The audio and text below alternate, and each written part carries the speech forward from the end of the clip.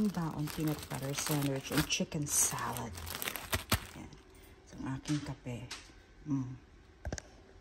Yeah.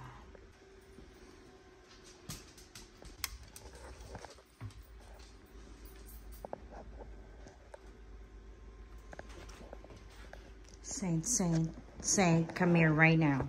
Saint.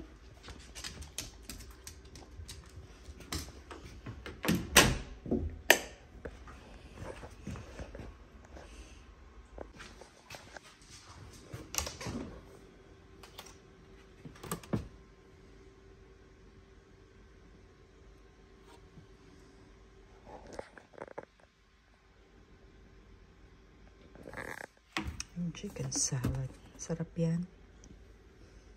Ginawa ko kasaba. Tapos ito, tatry ko to. Sarap. Yan lang naman.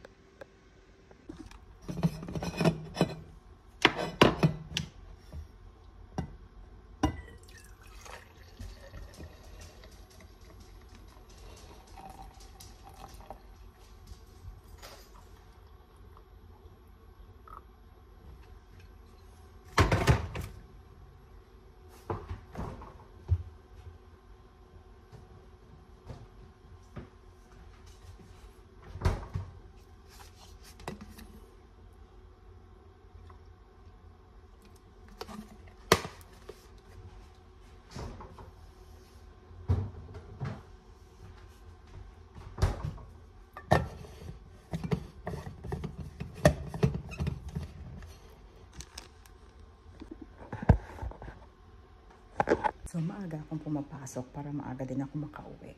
Kasi meron akong extra work today. Kaya, maaga pa.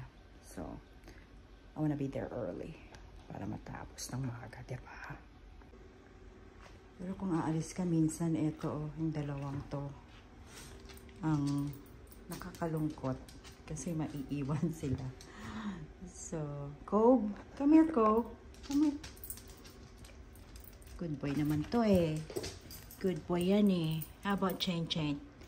Sinong good boy? Kobe is a good boy? Saint. Come here, Saint.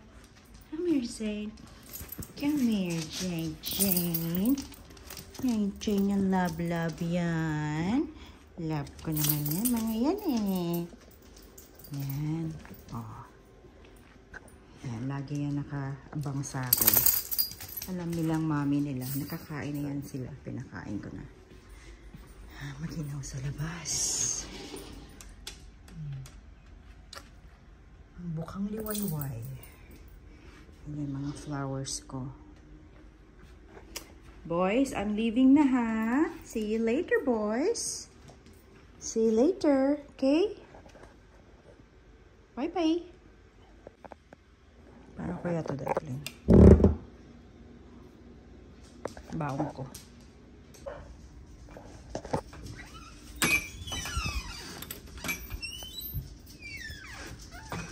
So, pasok na ako.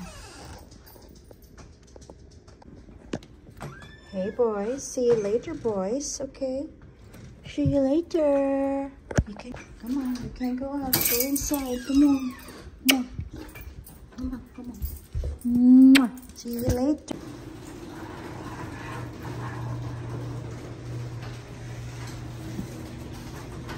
Parang maze ito. Sikip.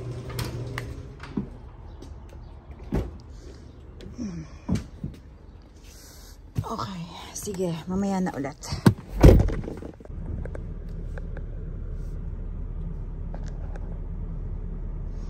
Alis na ako. Bye.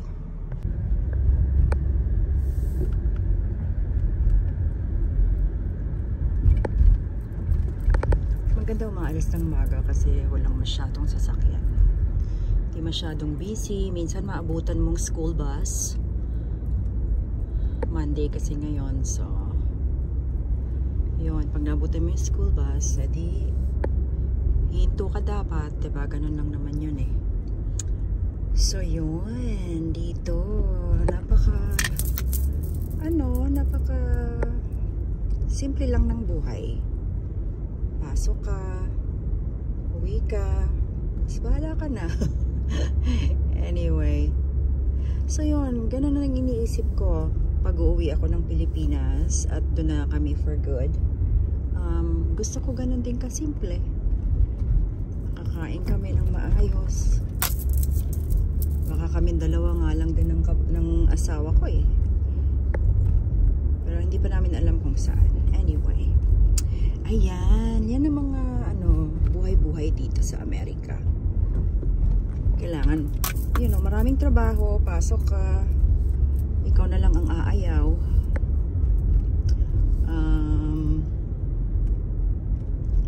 Syempre, alam mo naman tayo mga Pilipino, talagang kayod tayo kasi may pinapadalang pa tayo sa Pilipinas.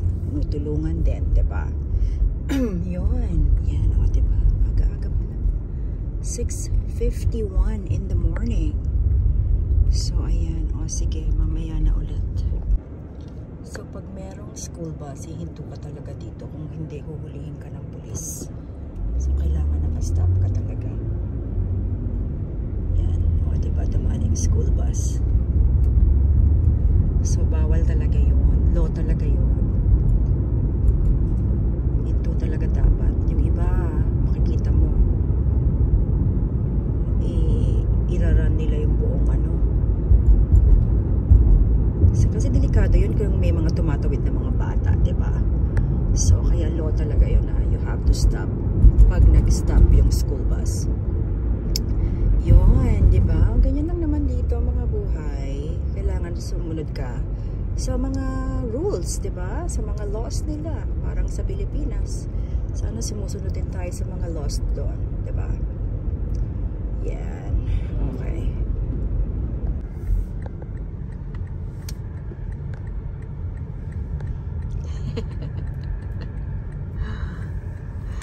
So, matagal akong home care. Ngayon dito ako sa assisted living. Kasi napagod na ako mag-drive. Tagal, no? Home care ako for 17 years, I think.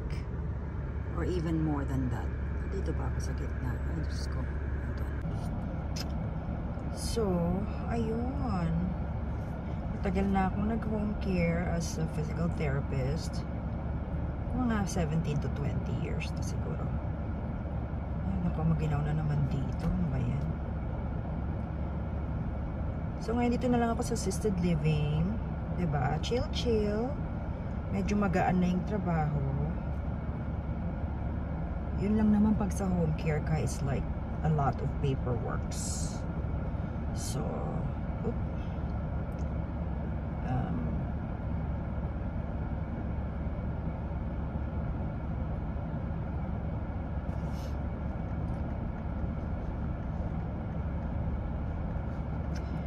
maraming paperwork ng home care. Ito, nako. Pag uwi ko, tapos na yung ko. It's an outpatient therapy.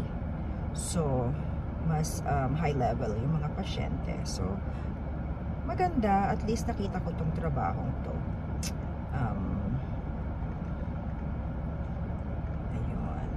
Nakapark ako dito. Anyway, sige, mag-usap na lang tayo ulit mamaya at ako'y marami pang pasyente.